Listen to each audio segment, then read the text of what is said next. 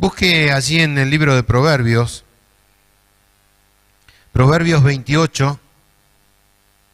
Vamos a dar lectura en esta noche a la palabra de Dios en el nombre del Padre, del Hijo y del Espíritu Santo. Proverbios 28, en el versículo 14. Proverbios 28, 14, dice así la palabra del Señor que leeremos en el nombre del Padre, del Hijo y del Espíritu Santo. Dice: bienaventurado el hombre que siempre teme a Dios. Dice: mas el que endurece su corazón caerá en el mal. Versículo 18. El que en integridad camina será salvo, mas el de perversos caminos caerá en alguno. Dice en el versículo 25, el altivo de ánimo suscita contienda, mas el que confía en Jehová será prosperado. Amén. Vamos a orar. Padre Dios del cielo, en esta noche nosotros ponemos nuestra vida en tus manos, pidiéndote el auxilio, Señor protector, de tu gracia sobre nosotros, por tu Espíritu Santo, Padre, para que al predicar tu palabra, Señor, tu palabra produzca el producto por el cual tú la envías. Señor, donde se predica tu palabra, allí hay salvación, y donde hay salvación hay vida eterna. Gracias, Señor, te damos porque tú eres aquel que nos otorga redención, salvación y vida eterna. Señor, en ti, Padre, encontramos la verdad, en ti encontramos el camino y la vida, en Cristo Jesús, nuestro Salvador. Por eso te agradecemos, Señor, por todo bien, por lo que tú añades cada día, Señor, a nosotros, porque sin tu amor nada podríamos hacer, Señor, ni aún, Padre, permanecer en pie. Gracias por tu misericordia, Señor, porque eres bueno y porque para siempre es tu misericordia. Y como iglesia del Señor decimos, amén. Gloria a Dios. Libro de Proverbios. Saben, este libro es maravilloso y rico en sabiduría. Es un libro completamente que da consejos y nos habla acerca de muchos paradigmas importantes para que nosotros tomemos en consideración en esta noche. Y vamos a ver la importancia de lo que resalta el libro de Proverbios y cómo nosotros podemos analizar, estudiar y aún aplicar para nuestra vida diaria. Lo primero que hacemos para un quizás no convertido y que a predicarles del Evangelio de Jesucristo les enseñamos el libro de Juan, pero a la misma vez, si necesita consejo y sabiduría, lo primero que le entregamos es que analice el libro de Proverbios, porque en el libro de Proverbios encontramos el libro de la sapienza, de la sabiduría, ¿no? Y aún nosotros, en nuestro diario vivir, ¿no? Es bueno, aún un proverbio, un proverbio completo, un pasaje de proverbio en el capítulos, por capítulos, podamos nosotros meditar cada día y memorizar los libros y los proverbiales para que puedan ser de sabiduría para nosotros. Entonces, mirando el consejo del libro maravilloso, ¿no? El libro de Proverbios nos da instrucciones que son desde una disciplina hasta un consejo moral para entender, para ser prudentes, ¿no? Para ser sabios en las cosas, para aplicar y colocar en nuestra vida diaria, para ejercernos como hombres de conductas, hombres que tienen un ejemplo de vida, ¿no? Para también establecernos bajo los principios y las ordenanzas de Dios. El libro de Proverbios es muy amplio para establecer juicio, para colocarnos bajo el concepto de la obediencia, ¿no? Y de las ordenanzas que Dios establece. Y si usted lee, va a encontrar que da conocimiento, da entendimiento y nos da la oportunidad de que nosotros no cometamos errores, ¿no? Ya sea por ignorancia o aún también por obstinación. El libro de Proverbios tiene una base importante en analizar los puntos de el egoísmo, ¿no? La astucia, el orgullo, la injusticia. Nos habla también de la angustia, de la depresión, aún también nos habla de la parte anímica del ser humano, ¿no?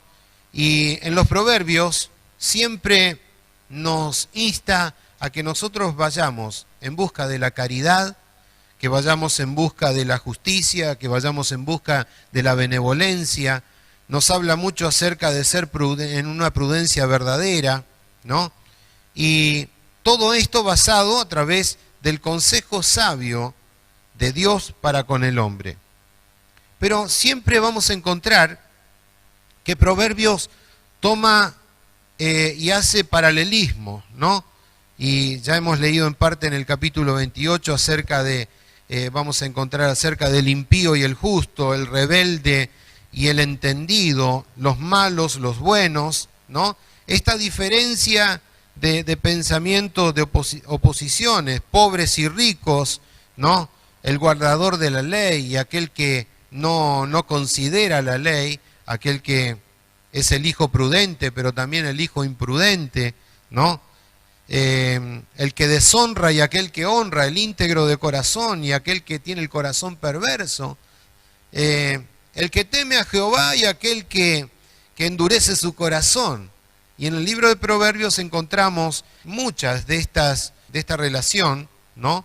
Pero miremos lo que Dios en esta noche, a través de este maravilloso libro de sabiduría, nos quiere dar a conocer. Temer a Dios. Hemos leído allí en el versículo 14, dice, doblemente feliz es el hombre que siempre teme a Dios. Mire la puntuación que tiene, dice siempre.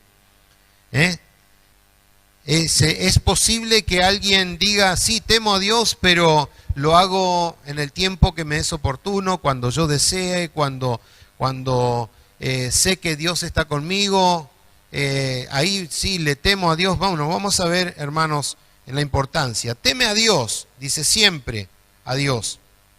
Y saben, el temor a Dios está siempre presente y es un tema central, medular en el Antiguo Testamento. Significa que nosotros reconocemos a Dios como supremo creador, como supremo juez, como supremo rey justo, ¿no? A Dios que va delante nuestro, le reconocemos a Dios como lo que Él es, supremo, altísimo, juez y Señor.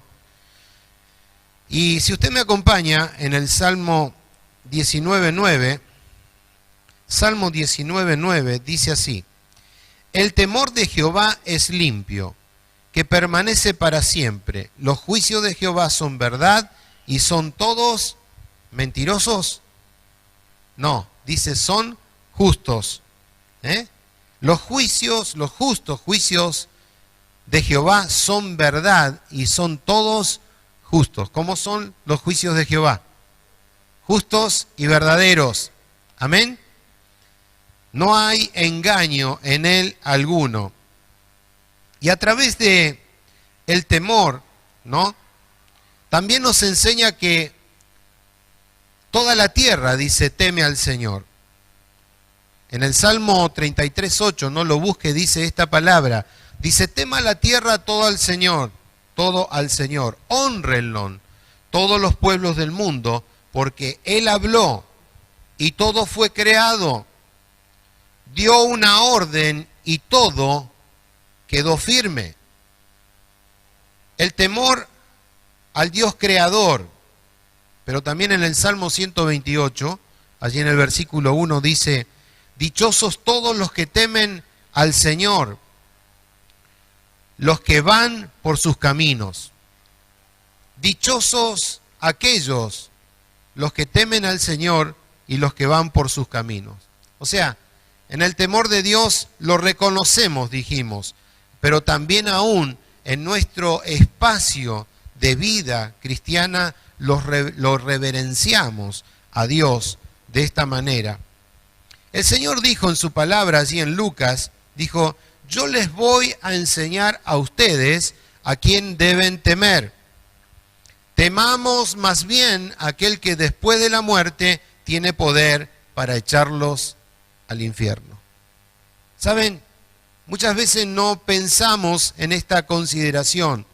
Tememos a muchas cosas que nos rodean.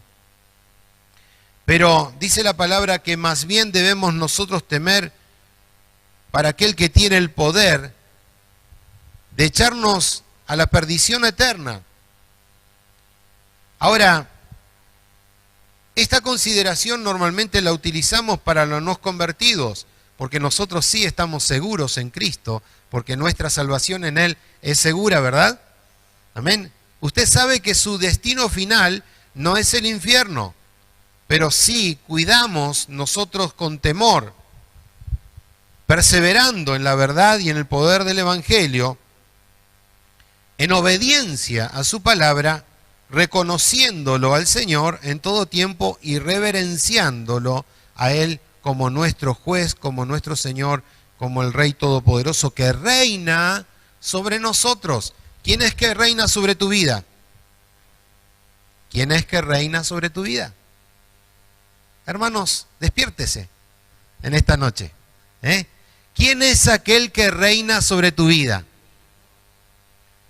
3 veces tuve que pronunciarlo. ¿Sí? Está bien que está chamuscadito por la lluvia, pero recuerde la importancia de quién es su Señor, quién es su juez, quién es su Rey, quién es aquel que está gobernando. Y si Cristo no gobierna su vida, ¿quién la gobierna? Entonces, cuando nosotros vivimos bajo el temor de su gracia, bajo el temor de reconocerlo como Rey, Señor, también nosotros lo reverenciamos, reconocemos que Él rescata nuestra vida del hoyo más profundo, que el Señor ha librado de esa condición de perdición nuestra vida y que hoy podemos abundar en su gracia y encaminarnos en el favor de Dios para alcanzar la vida eterna que el Señor tiene preparada para cada uno de nosotros. Amén. Bien.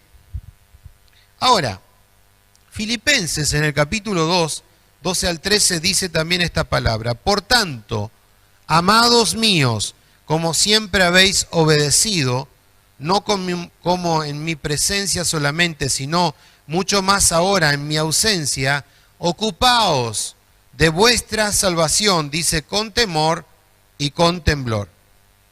Usted ha recibido un regalo de parte de Dios, que es la salvación. Amén. Yo he recibido un regalo. ¿Usted? Amén. Hemos recibido el regalo de la salvación. Y por cuanto hemos recibido ese regalo de esa salvación, debemos nosotros cuidar lo que el Señor nos ha dado. Pero no es que la perdemos. El Señor nos ha otorgado salvación y salvación eterna. Ahora, con temor, nosotros reverente, sabiendo de que es algo preciado, que es algo que está en nosotros, debemos tener esa actitud delante del Señor, de nuestro amo. El resultado de este temor es que por la fe y el amor en Cristo, el Señor nos libra de la desgracia eterna. El mundo va hacia un destino sin Cristo, a una perdición eterna, pero nosotros somos protegidos por Dios, por esa gracia que es en Cristo Jesús, Jesús Señor nuestro, que nos libra de la condición de desgracia eterna. ¿Saben? El mundo tiene una frase. El mundo dice: a Dios se lo respeta. ¿Usted ha escuchado esta frase? A Dios se le debe dar respeto. ¿Y tiene algo de verdad esta frase? Sí, la palabra ciertamente es respeto. Pero eso no indica que tenga un temor reverente, reverenciándolo y reconociéndolo como tal.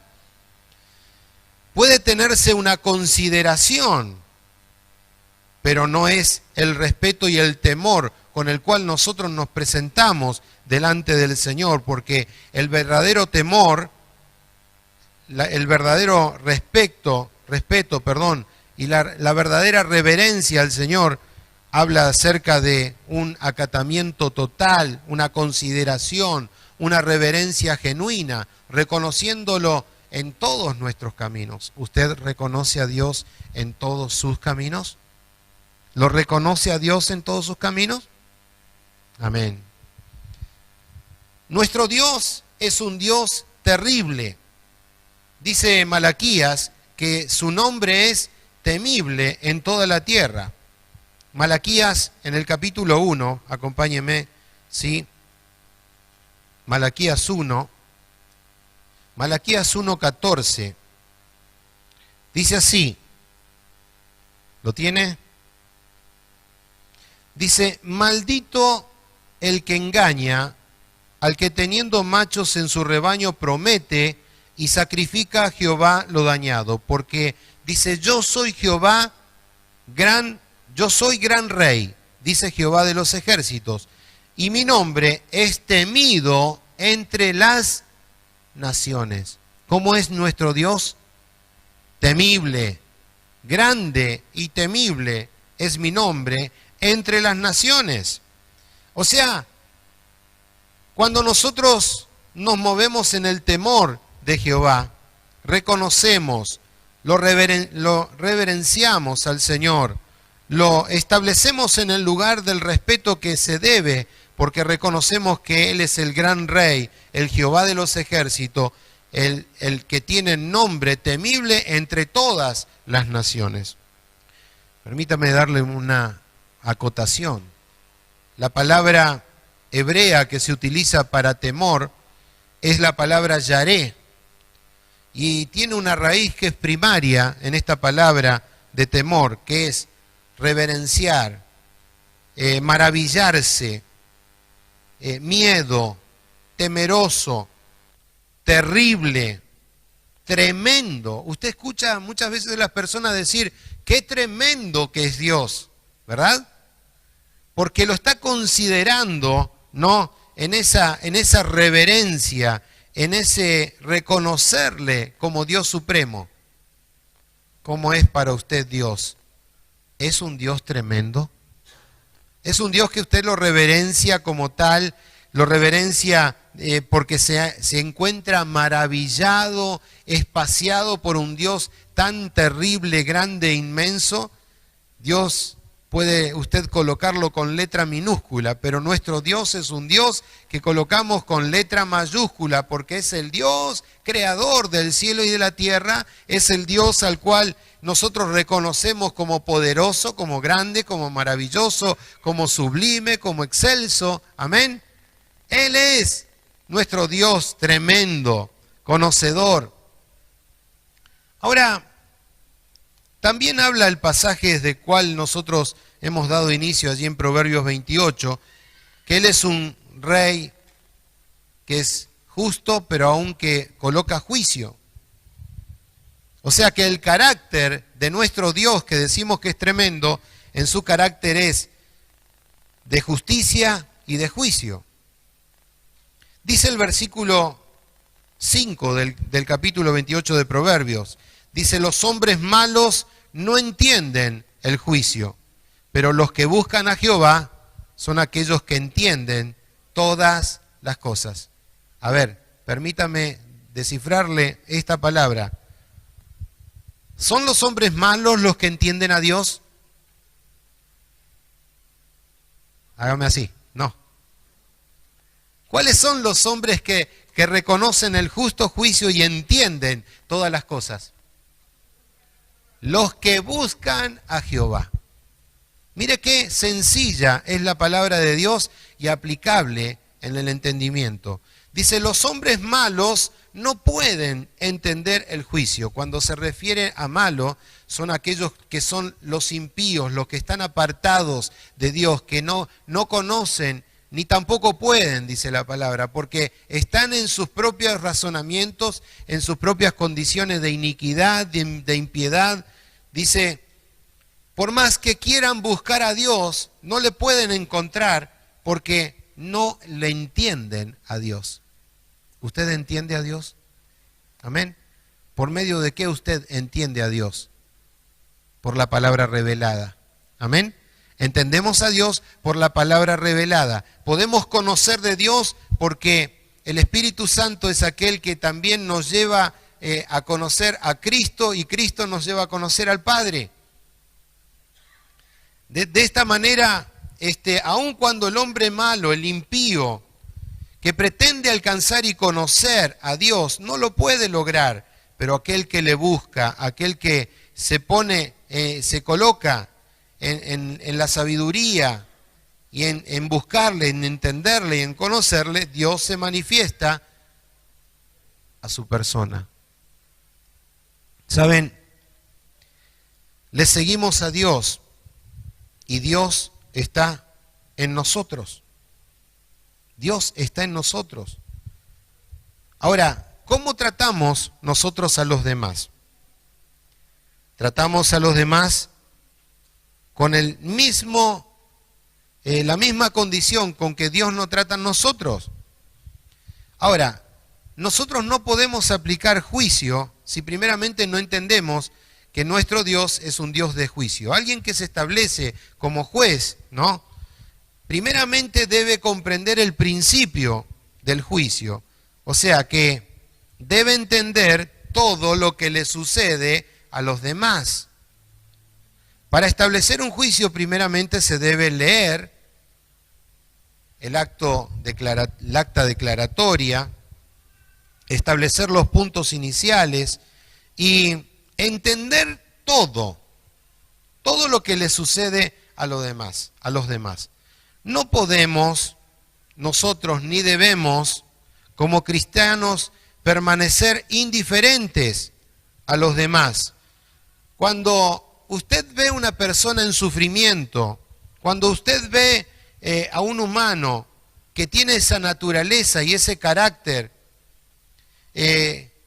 nosotros debemos comprender, introducirnos en el sufrimiento, porque así como Dios tuvo compasión de nosotros, nosotros también debemos acercarnos conociendo lo que padece. Hermanos queridos en el Señor, nosotros sabemos la condición del pecador, porque nosotros también somos pecadores. Y si podemos hablar de Cristo, es porque conocíamos y conocemos nuestra condición pecaminosa. Y sabemos de dónde el Señor nos ha sacado y dónde nos ha colocado. Del pozo cenagoso donde nos encontrábamos, de donde el Señor nos rescató. Amén. Y ahora podemos indicarles a otros la gracia de Jesucristo. Pero para establecer ese juicio, nunca debemos enajenarnos de la condición donde se encuentran los demás. De esa posición podemos extender el amor de Dios. De esa posición podemos alcanzar, conociéndole a Dios, ¿no? Y guiándoles a que ellos también puedan buscar a Dios. Para que ellos también puedan entender que hay un Dios de amor. Pero para que esto sea posible, nosotros debemos estar en su voluntad, ¿no? Y no la nuestra. Muchas veces estamos allí diciendo que entendemos, que conocemos todas las cosas, ¿no? Y pareceríamos que estamos en una posición donde somos nosotros que queremos rescatar a los demás.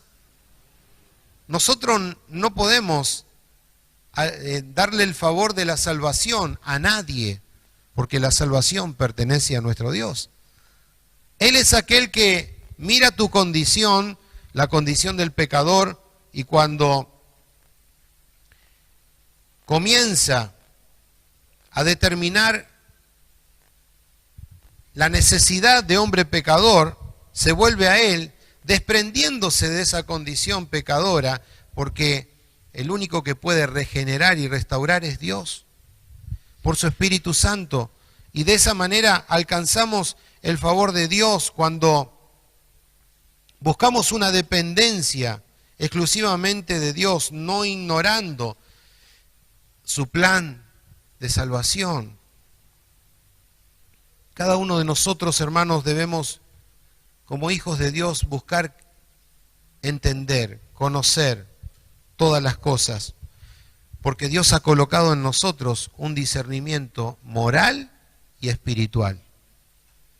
Dios ha colocado en nosotros ese discernimiento y dependemos absolutamente de la obediencia a Dios como hijos de Dios. Como hijos de Dios debemos depender absolutamente de la obediencia al Señor, porque le hemos declarado que Él es el Curios, ¿no? El Señor de señores, el Rey de reyes. Alguien dijo, la ignorancia de la verdad moral se debe a la falta de la voluntad de conocerla. Si usted quiere permanecer en ignorancia, es una decisión suya. Dios ha abierto un paradigma de pensamiento a través de Jesucristo para que usted salga de esa situación, para que sea alcanzado. Pero no es un mérito, está puesto delante suyo para que usted salga de esa condición de necedad y pueda volverse a conocer la voluntad precisa de Dios. No tenemos voluntad muchas veces para conocer el carácter de Dios. ¿Saben por qué? Porque no nos conviene. No nos conviene muchas veces porque estamos cómodos en nuestra condición. Nos sentimos a gusto como vivimos y nos recordamos de Dios simplemente cuando algo nos sucede en la vida. Pero aún sí muchas veces pretendemos nosotros como humanos que Dios nos escuche. Y allí en el momento de la tristeza, de la desolación, de la angustia, decimos, Dios, ¿por qué no me escuchás? ¿Dónde vos estás? Si tu vida no está regida por los principios y las ordenanzas de Dios y aún estás caminando por tus propios caminos, no estás conociendo toda la verdad, ni tampoco podés conocerle. Aquellos, dijimos, que realmente le conocen a Dios son aquellos que caminan en el temor del Señor y están gobernados por el justo juicio de Dios. Si querés que Dios te escuche, debes estar centrado en su perfecta voluntad, en el conocimiento pleno, escuchando atentamente la voz del Señor, teniendo ese rendirse a los pies de Cristo totalmente a una nueva vida, en esa condición de entregar tu condición de vida al soberano, al Altísimo, al aquel que reina, ¿no? Aquel que puede transformar las cosas que no son como si fuesen. ¿Hay algo imposible para Dios? ¿Verdad que no? Hágame así, no. Ya que no quiere hablar, hágame no. Bien. Dice, Dios no escucha ninguna oración, aun cuando muchos que no conocen a Dios dicen, a mí Dios me responde. Pero saben, el primer concepto para que Dios escuche tu oración es que estés reconciliado para con Dios. Amén. Si estás y has sido reconciliado para con Dios, tu intimidad es que tienes paz para con Dios. Y al tener paz para con Dios, Dios sí está con sus oídos atentos, porque ahora sí tenemos la verdadera identidad. Somos propiedad suya y somos hijos de Dios. Un padre escucha a su hijo, ¿verdad? ¿Usted escucha a su hijo? ¿Amén? ¿Usted escucha, mamá, a su hija, a su hijo? ¿Por qué lo hace? Lo escucha porque usted le ama, porque usted desea lo mejor para su hijo. Así Dios, como por cuanto Él nos ama, dice también, nos exhorta, nos disciplina, cada momento, cada instante, y con ese amor tiene cuidado de cada uno de nosotros que somos sus hijos. Pero si usted pretende que Dios escuche su oración sin ser usted pasado por el acto de la reconciliación para con Dios, ciertamente va a encontrar un Dios que cierra sus oídos. Dios cierra sus oídos porque Él no puede participar de ningún acto que sea de inmoralidad, de que tenga que ver con el pecado, ¿no? Él siempre intenta de buscar en nosotros que estemos ante su presencia. Dios no escucha a los pecadores, ni tampoco escucha a aquellos que son obstinados, aquellos que se colocan en posición de desobediencia a los mandamientos de Dios. Isaías, en el capítulo 1, dice así, búsquelo por favor, Isaías 1, Isaías capítulo 1, 15 al 16, dice, cuando extendáis vuestras manos, yo esconderé de vosotros mis ojos. Asimismo, cuando multipliquéis la oración, yo, dice, no oiré. Llenas están de sangre vuestras manos. Lavaos y limpiaos, y quitad la iniquidad de vuestras obras de delante de mis ojos. Dejad de hacer lo malo. Aprended a hacer el bien. Busquen el juicio. Restituyan al agraviado. Hagan justicia al huérfano y amparen ustedes a las viudas. Escuche bien, este pasaje es interesante analizarlo. Dios cierra sus oídos a aquellos que hacen lo malo. Dios cierra sus oídos y dice, aun cuando tú multipliques la condición de tu oración, podés levantar oración, pero si tu corazón está apartado, encaminado hacia la maldad, Dios nunca abrirá sus oídos al concepto de oraciones que son retóricas. El Señor no las va a escuchar. ¿Por qué? Porque mira la condición de nuestro corazón. Dice, vuestras manos están ensangrentadas, su corazón está impuro. Para que esto se revierta, dice, ustedes deben lavarse, deben ser limpios. Y el único que puede lavar nuestro corazón es Jesucristo nuestro Salvador, porque por medio de esa sangre preciosa que derramó en la cruz del Calvario, nos ha hecho aceptos en el amado. Amén, hermanos. Esta es la verdad, hermanos, para que Dios escuche. Debemos tener presente que Dios nos acepta solamente por medio de Jesucristo nuestro Salvador. Por medio de Él podemos tener acceso a su presencia, ¿no? Por medio de Él podemos ser escuchados, por medio de Él podemos acercarnos a su mesa, comer el bien que Dios tiene preparado para nosotros. ¿Queremos ser escuchados por Dios? ¿Usted quiere ser escuchado por Dios?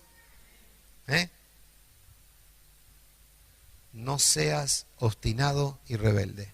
Me lo digo para mí mismo. Daniel, no seas obstinado y no seas rebelde. ¿Qué es la palabra obstinación? La palabra obstinación es ser terco. ¿Conoce usted a alguno que es terco? Yo soy terco. ¿Usted no es terco? La palabra obstinación también significa que es porfiado, ¿no? Se mantiene en una resolución sin dejarse vencer inamoviblemente, ¿no? Aun cuando tengan ruegos y obstáculos, esa es la palabra obstinado.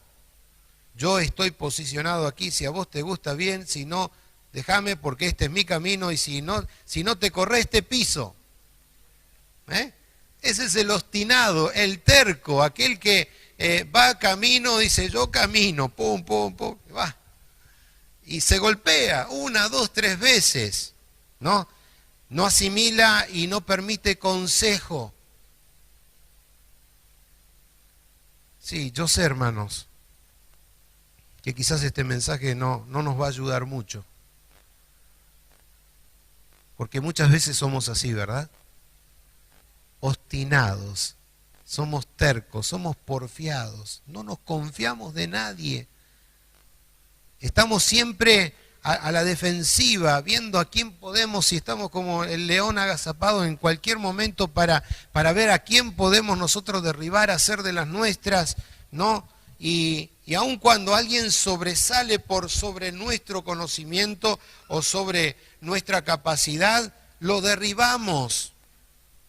Y estamos en una lucha continua de enfrentamiento. ¿Por qué? Porque es la ley del más fuerte. No importa cómo lo hagas, lo importante es que si vos prevaleces en tu pensamiento y en lo que querés alcanzar, el fin justifica los medios. ¿Me está comprendiendo? Somos muchas veces de esta condición, obstinados, ¿no? Y aún así, pensamos que con nuestra obstinación podemos nosotros encubrir los pecados. Pero sin embargo, la palabra del Señor dice que, ¿qué sucede con aquel que encubre su pecado? No será prosperado. El que encubre su pecado no prosperará, ¿no? O sea, que un estado de terquedad, un estado de, podríamos decir, de ceguera espiritual, ¿no? Un estado de donde se establece uno en su resolución, decir, no, yo soy así, para mí esto está bien. La regla de conducta que es la Biblia, bien, gracias, la tengo bien en la mesita de luz, que junte polvo allá arriba. Mientras tanto, ¿para qué voy a buscar el consejo proverbial de los proverbios que me puedan aconsejar, que me puedan dar sabiduría? Porque mi sabiduría es más importante que la palabra de Dios. ¿Saben que hay personas de este calibre? Hay personas que buscan aún esconder el pecado, o sea, pasar por alto sus errores, y algunos dicen, una mancha más al tigre, ¿qué le hace? Tiene tantas, ¿no? Sin embargo, estas personas nunca pueden prosperar. Dígame usted, con su sentido común, en esta noche, ¿cómo usted aprende de sus errores? ¿Puede usted aprender de sus errores manteniéndose usted obstinado? Seguramente que no. Para aprender de sus errores, usted tiene que reconocer sus errores.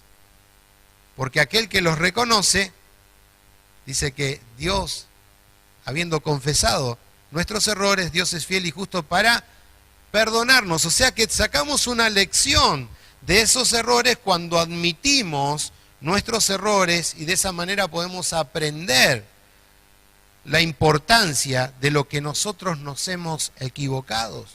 Entonces, confesándolo, analizándonos, ajustando lo que sea necesario, ¿para qué? Para que no vuelva a pasar nuevamente.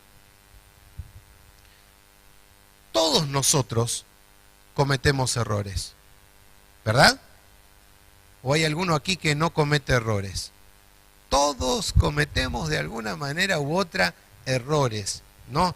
Y nos vuelve muchas veces a pasar una y otra vez. Pero, ¿saben? Dios no tiene problema, quizás, con nuestros errores. El problema que Dios tiene para con nosotros es cuando nosotros cometemos esos errores pecaminosos y los volvemos a repetir. O sea que somos reincidentes. Es como que papá te dice, hijo, no coloques el dedo en el enchufe. Pero vaya casualidad que nuestro pecado lo traemos desde nuestra base, de nuestros orígenes. Hijo, no coloques el dedo en los enchufes. Y el hijo va y coloca el dedo en los enchufes. ¿Verdad? Y la electricidad, fuerte. Hijo, nuevamente, no coloques el dedo en el enchufe. Va nuevamente y coloca el dedo en el enchufe. ¿Qué está marcando?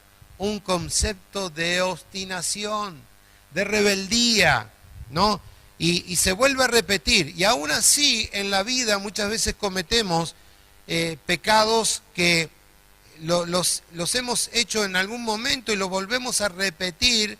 ¿Por qué? Porque nuestra condición es no haber confesado nuestro pecado delante del Señor, no hemos ajustado, no nos hemos visto en condición de pecadores arrepentidos. Más bien, muchos disfrutan de ese momento de placer porque es su condición de no nueva naturaleza en Dios.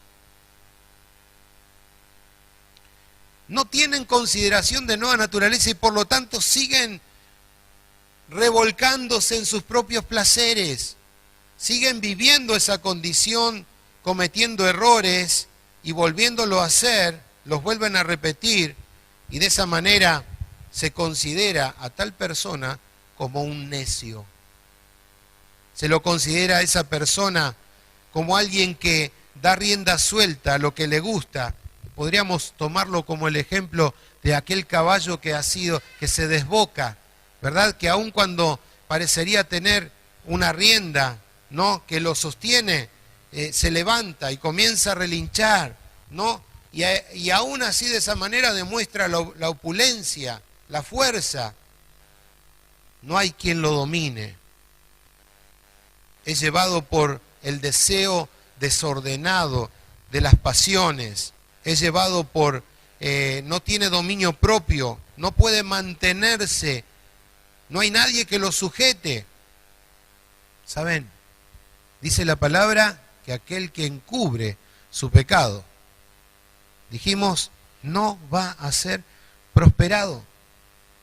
No puede usted, en esa condición de soberbia, nadie puede en un estado de soberbia y aún de terquedad, en su forma de dirigirse, pretender que Dios haga algo en él. Para que Dios obre en él, debe someterse a la voluntad precisa de Dios, debe mantenerse sometido delante de la presencia de Dios para que Dios revierta, ponga un corazón nuevo en su vida, restaure esas condiciones de soberbia, restaure esa condición de terquedad, restaure la condición más profunda del individuo para que se pueda volver a Dios con manos santas y puras y honrarle y reverenciarle al Señor de la creación y así pueda disfrutar de la comunión para con Dios. El pecado siempre nos aparta de Dios. El pecado nos pone en una condición de miseria, nos coloca en un estado de tiniebla, nos coloca en un lugar oculto, nos coloca no establecido con la paz con Dios, sino enfrentados para con Dios. Hay muchas personas que asimismo se preguntan, ¿por qué me sucede esto a mí? ¿Por qué estoy en esta condición donde no puedo ver la luz que florece con claridad sobre el día? ¿Por qué me ocurre que mi desdicha familiar? ¿Por qué mi situación matrimonial? ¿Por qué mi situación de amargura, de tristeza? Todos tienen una sola raíz. La raíz es lo que condena al ser humano, la desobediencia para con Dios. El acto de desobediencia es que hemos sido apartados, porque cuanto todos hemos pecado, dice, estamos destituidos, separados de Dios. Y cuando nosotros nos volvemos a Dios y aceptamos el propósito eterno de Dios para con nosotros, de esa única manera, en la justificación, a través de Jesucristo nuestro Señor, hemos sido nosotros reconciliados, restaurados en Dios, para poder así hacer parte de tener esa nueva intimidad de paz, de gobierno de Dios sobre nuestras vidas, de saber que ahora su misericordia activa sobre nosotros nos permite avanzar. La palabra allí en el versículo 13 de 28 dice, el que encubre su pecado, dice, no prosperará, mas el que los confiesa, dice, y se aparta del pecado, este sí alcanzará misericordia. ¿Qué debo hacer entonces? confesar mis pecados delante del Señor y apartarme. ¿No le sucede muchas veces que la reincidencia es mayor? ¿No le sucede a usted que le cuesta dejar cosas? ¿Quiere usted ser prosperado en Dios? Apártese de lo que a usted lo condena. Apártese totalmente de lo que le condena. Sepa que Dios no comparte su gloria, y aun cuando hay situaciones que nosotros pensamos que son correctas para nuestros propios pensamientos. Recuerde que los pensamientos de Dios no son nuestros pensamientos, ni nuestros caminos son los caminos de Dios. Amén. Entonces debemos entrar en el consejo de la palabra de Dios, porque si uno encubre y no confiesa su pecado, no podemos alcanzar misericordia de Dios. Para entender esto es necesario apartarse y confesar esa condición. Para finalizar, en esta noche, dice Isaías 55:7.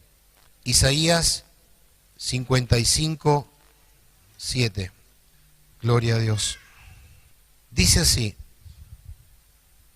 deje el impío su camino y el hombre inicuo sus pensamientos. Vuélvase a Jehová, el cual tendrá de él misericordia, y al Dios nuestro, el cual será amplio en perdonar. Repetimos este pasaje para ustedes en esta noche y para mí. Deje el impío su camino y el hombre inicuo sus pensamientos. Vuélvase a Jehová, el cual tendrá de él misericordia, y el Dios nuestro, el cual será amplio en perdonar. ¿Cómo son tus pensamientos acerca de Dios? ¿Son pensamientos que han sido sometidos a su voluntad? ¿Son pensamientos que realmente Dios se agrada de ellos? ¿Son pensamientos que son de bien para con Dios y para con tu prójimo? ¿O son pensamientos que muchas veces están ahí ondando y lo sostenés a rajatabla porque somos así, ¿verdad? Muchas veces somos así. Es mi pensamiento el que prevalece. No me importa. Pero si no te importa lo que Dios dice a través del consejo de su palabra, ¿no es importante Dios en tu vida? ¿Es importante Dios en tu vida? Y si Dios es importante, su consejo también lo debe ser. No podemos nosotros tener una dualidad en lo que decimos y en lo que hacemos. Si realmente te decidiste por Cristo y por su palabra, permitile que sean sus pensamientos y no los tuyos. Permitile que Dios sea aquel que direccione tu caminar y no lo que vos pensás. Porque si hay algo que Dios siempre ha propuesto a través de las Sagradas Escrituras, es llevarnos a reconciliarnos para con Dios. Si hay algo tan importante que en la Biblia existe, es ser reconciliados para con Dios. El apóstol Pablo dice: se nos ha encomendado el misterio de la reconciliación.